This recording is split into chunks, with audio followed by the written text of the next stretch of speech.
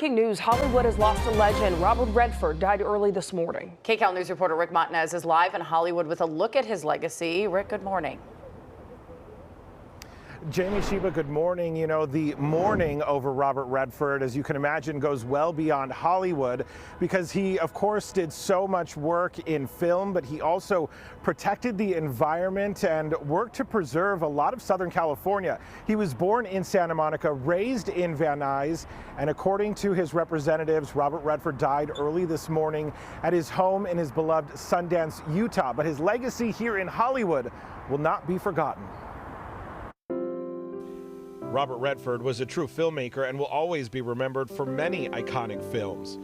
She denies even knowing about the conversation. All the President's Men. Look, I don't know when I'll be back. And The Way We Were. His first blockbuster film was 1969's Butch Cassidy and the Sundance Kid, alongside Paul Newman. Hands up, keep them up. They also co-starred in The Sting with a role that earned him a Best Actor Oscar nomination.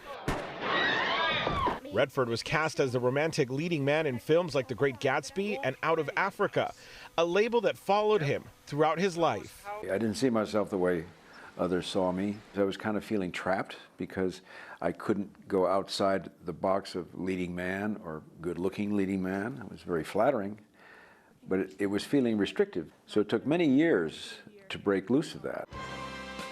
Redford won a Best Director Oscar in 1981 for Ordinary People. He directed A River Runs Through It, Quiz Show, and many other films.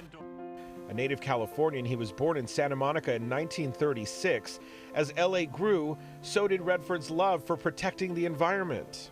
I grew up respecting nature because what happened to Los Angeles. It was a city as a child during the end of the Second World War that I loved, and it was a beautiful city, and the air was clean. And then what happened after the war was suddenly there were skyscrapers and there was pollution. It felt like the city that I loved as a child was taken away from me, so I moved away from that in sadness. Redford moved to New York City to pursue an acting career on Broadway in the late 50s. His big breakout role on Broadway was in Neil Simon's Barefoot in the Park, a role he would later reprise on the big screen with Jane Fonda. In 1961, he moved to Utah, where he bought 2 acres of land for just $500. I discovered how important nature was in my life, and I wanted to be where nature was extreme and where I thought it could be maybe everlasting. He bought more land in Park City and turned it into the Sundance Institute in 1981, a nonprofit dedicated to independent filmmakers. And 4 years later, started the Sundance Film Festival to showcase their work.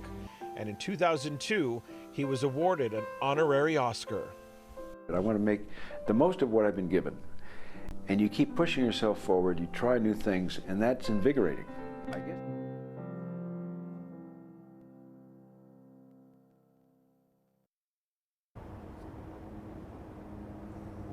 And of course, the iconic Robert Redford, his legacy stretches far out to the iconic Santa Monica Pier. In the 1970s, he and other activists actually put up a strong enough fight to save the pier when at the time, the Santa Monica City Council actually wanted to demolish the pier and make way for a new development, but they stopped that from happening. Robert Redford was 89 years old. Back to you. Such a life, such a legacy, and what a handsome man. Absolutely. Listen, that's the first thing I think of when I think of him, which is a great legacy to have.